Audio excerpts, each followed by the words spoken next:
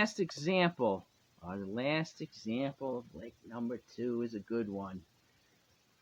Fool I Get Wise. Very similar moves to what we've done. Let's see if you could recognize them. All right, we're up in the 12th. No, the 15th, I should say. 15th, key of G, right?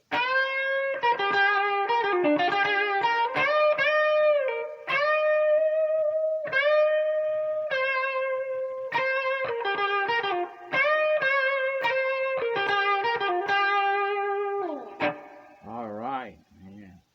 Let's get that one again. That was tough. Fingers are getting tired. All right, here we go. You ready?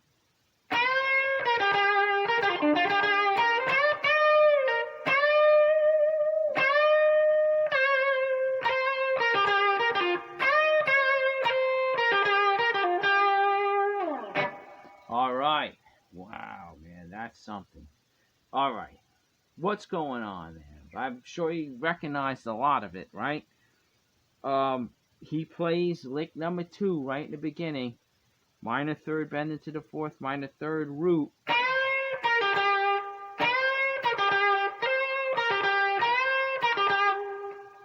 One thing I want to mention, because my fingers are killing me right now. Don't overdo it at first, because I started to notice I was overdoing it here and there, and you start to get blisters, folks, right? On your fingers, especially with this move, this first finger bend, right? And you start to get a blister, and what happens is if you go too far, it pops, and then you're going backwards, right?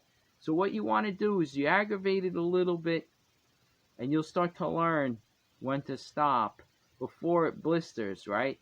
You leave it alone. Maybe you move to different type of moves to give that skin a rest, right? And you'll find in a few days you're going back to it. You're doing it every day for a few minutes, and it starts to form a callus. And now I could play for a while before it starts to hurt. So I could just imagine you start to develop, leathery fingertips. And that's why those guys, they're playing and they're bending and you're wondering, damn, how do their fingers don't hurt? I think it's just because they built up, they built it up. And I could feel little nubs right here, little tough. You're building up the strength. You know what I'm saying? So that's a little detail there on the physics, right? But anyway, we get this lick. Same move, lick number 2. Let's see.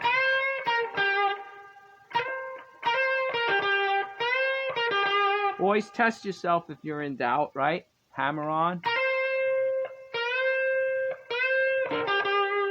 Okay, now this similar move.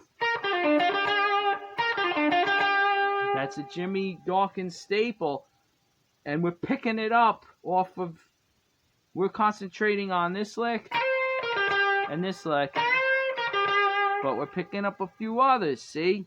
Nothing's in a vacuum, like I said. So you're going minor third, root, pull off to the flat 7, 5th, flat 7, back, hammering onto the root, and then you pick it again. Downstroke, upstroke, pull off. Okay.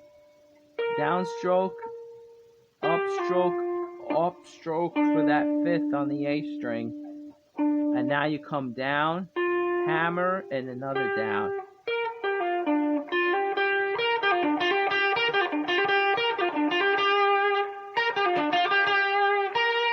And then you play the minor third again. Now you go 4th, bent up to 5th. Now we're not on the 5 chord yet. We're getting there. He goes. That's that pull off. You go pushing the 4th up to the 5th, bending it, right?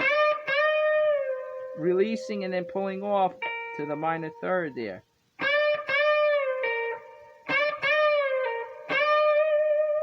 Now we're on the 5 right here.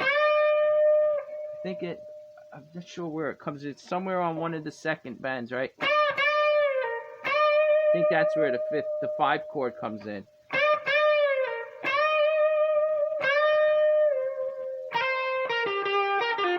Okay, so we got,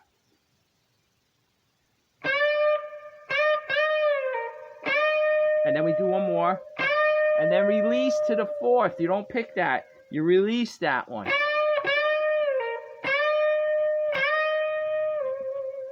Then, with that vibrato going, then you hammer minor third to the fourth. That's lick number 1. With the minor third root, pull off to the flat 7. We've seen that a lot, right? Oh, wait.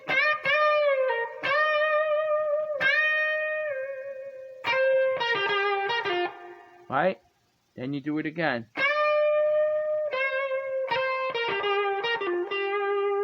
So the last phrase is you're playing the fourth up to the fifth, and then you're playing minor third hammer into the fourth, minor third to the root, flat 7 to the root.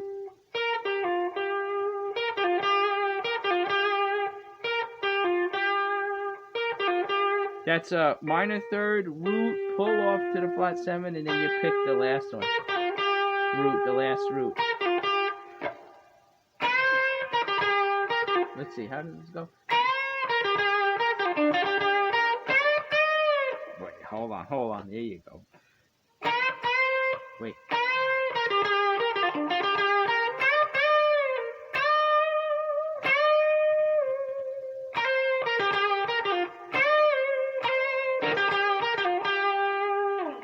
All right. That's a lot of his moves already that we discussed, just put together, you know, in one lick there. One phrase, one segment, whatever you want to call it. One line, all right? All right. One phrase.